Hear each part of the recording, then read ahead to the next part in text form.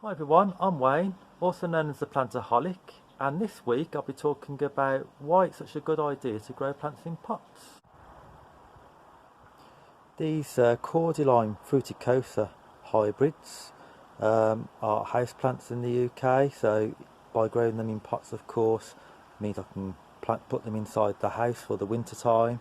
I have them in my living room, and they're fantastic foliage plants and look great next to the bamboo on my tiki bar. I put them in these terracotta pots because although they do like the rain, they do want well drained conditions, so the porous terracotta pots help with drainage. And we've had a real downpour last night. We had a thunderstorm, so the compost is absolutely sodden, but at least they're in the terracotta pots for drainage. So I do have quite a few plants in pots on my decking area, and you can see I've got a large Birmingham Palm, Birmingham odorata. This is hardy, it stays outside in its pot for all year round, and of course by placing it in a pot it adds instant height to my decking area and breaks up the hedge line, and also stops me from looking straight down the garden and seeing the whole garden in one go. A garden seems much bigger if you can't see it all in one go, and you have to walk around and duck and dive and around plants.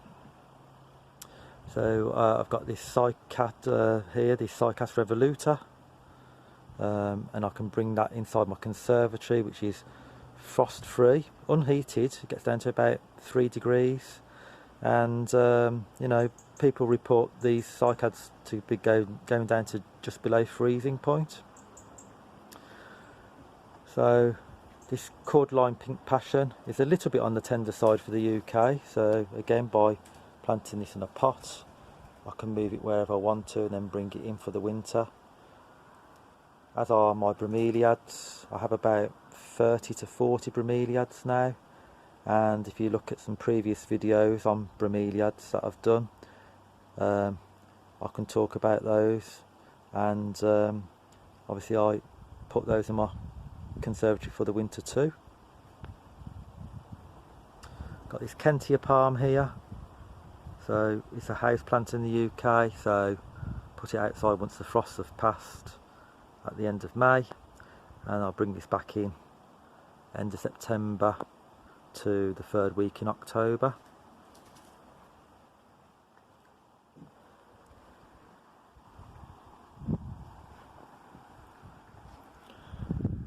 I have a few succulents, some aeoniums, Washingtonia palm, and this beautiful Ecmia blanchettiana bromeliad here, which is really orange.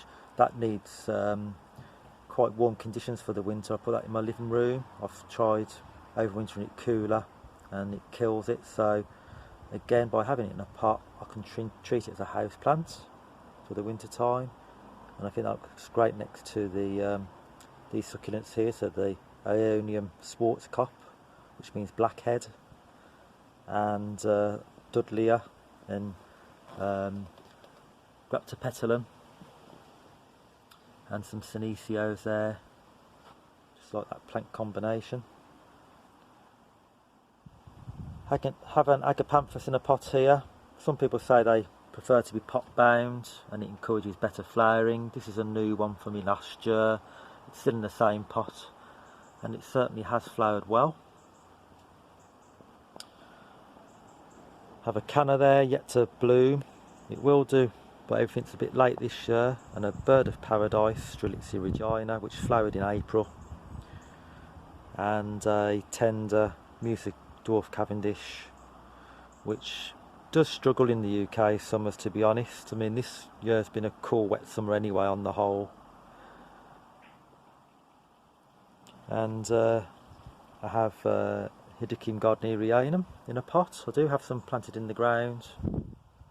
I always like to keep one in a pot in case we have a severe winter and I lost my clump outside. You can see the flower buds are set there now, so that will open within the next few weeks. I then have Tipuccina Veliana, which is normally a conservatory shrub.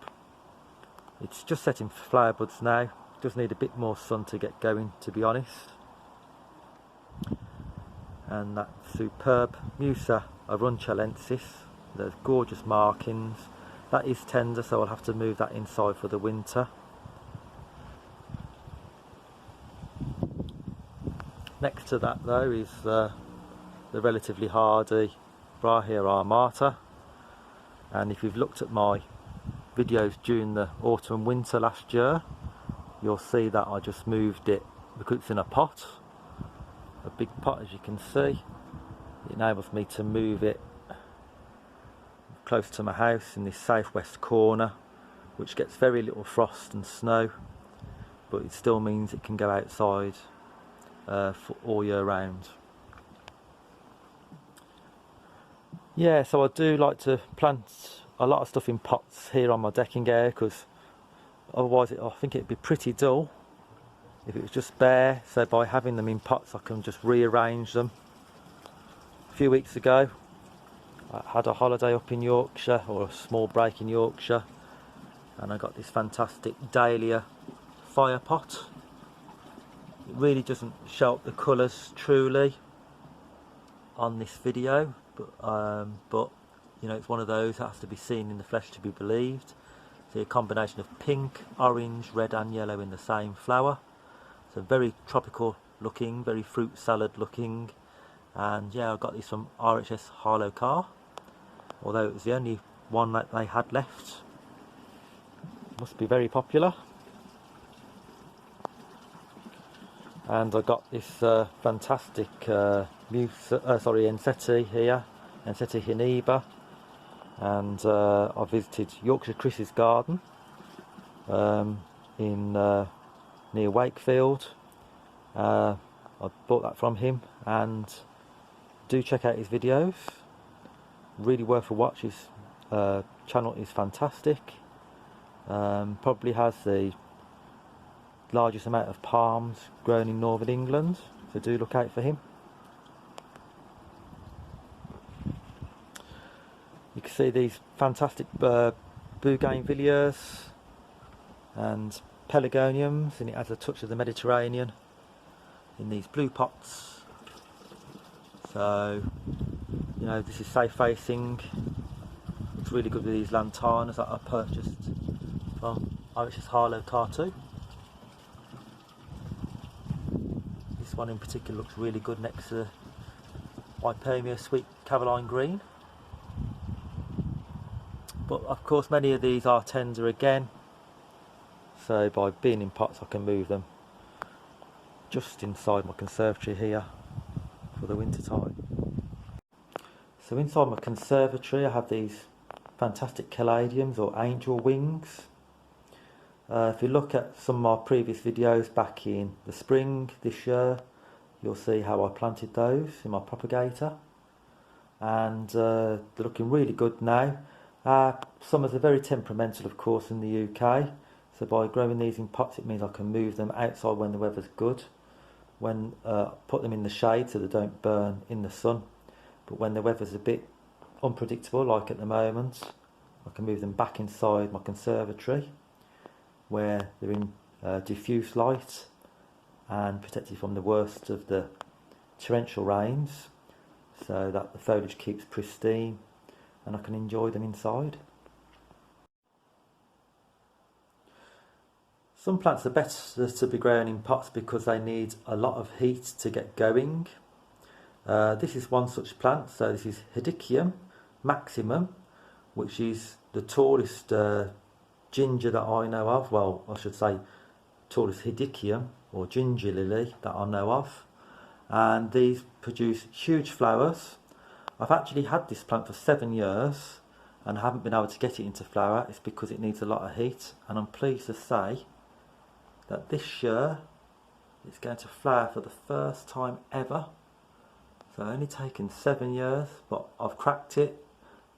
The way to do it is obviously grow it inside for as long as possible in a big pot, and it will produce these huge flowers. They're amongst the biggest flowers on any Hedekian or ginger lily, and they're creamy in colour and they're highly scented, and these should be in flower in about a month's time.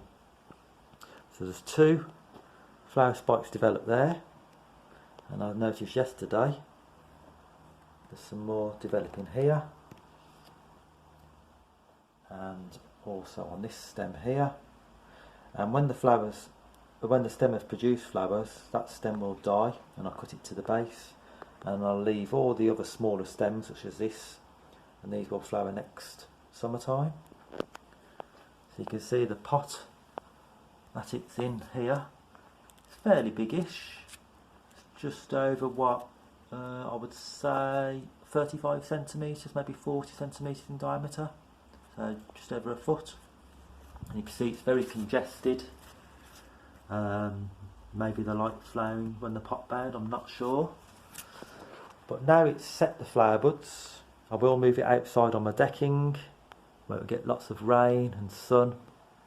And of course I don't have to worry too much now about the weather being cooler at any time from now on, because it's produced the flower buds in the heat in my conservatory already.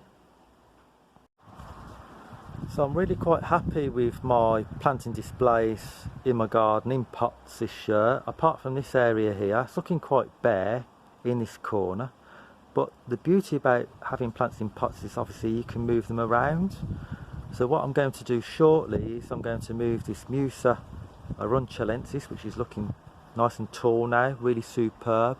The top leaf is taller than me, and I can move this in its pot and swap it with this strelitzia in the corner, and it helped to fill up this gap here.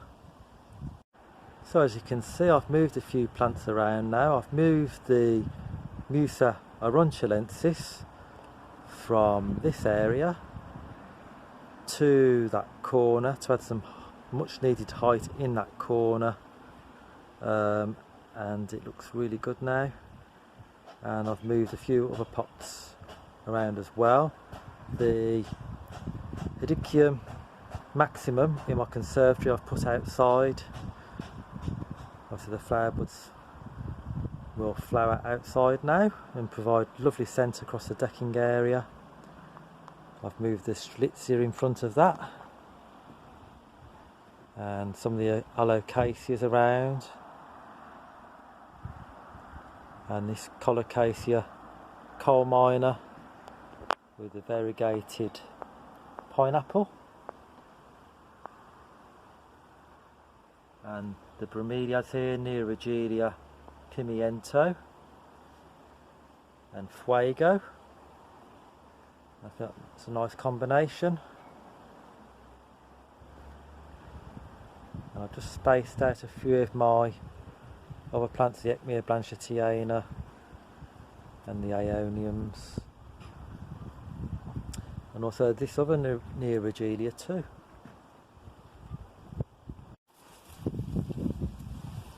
So near my shed I do have quite a bit of a paved area, so by growing plants in pots here I can actually cover the paving area without having to rip the paving up and create a new border. I can swap and change the plants around. You can see I've got ferns, hardy perennials, bromeliads and house plants mixed together, and I can just move them around to create different plant combinations, different textures and foliage colours, and just change it from week to week or day to day, depending on what mood I'm in. So you can see here I've got another big pot just underneath this tetrapanax leaf, and on top of the pot I've put a saucer to contain rainwater, and it enables me to grow these sarracenias, these carnivorous plants which are hardy in the UK, and I can grow them in this saucer of water and raise it up on a empty pot. And certainly in early summer I can see this from the house, so it provides a good focal point. So in my garden I do have quite a lot of plants in pots. So we have this cordyline here. These red-leaved ones aren't as hardy as the green leaved form. So by growing it in a pot, I can move it just inside the shed here, which will keep it frost free or almost frost free in a bad winter. So that's another reason to grow some tender plants in pots.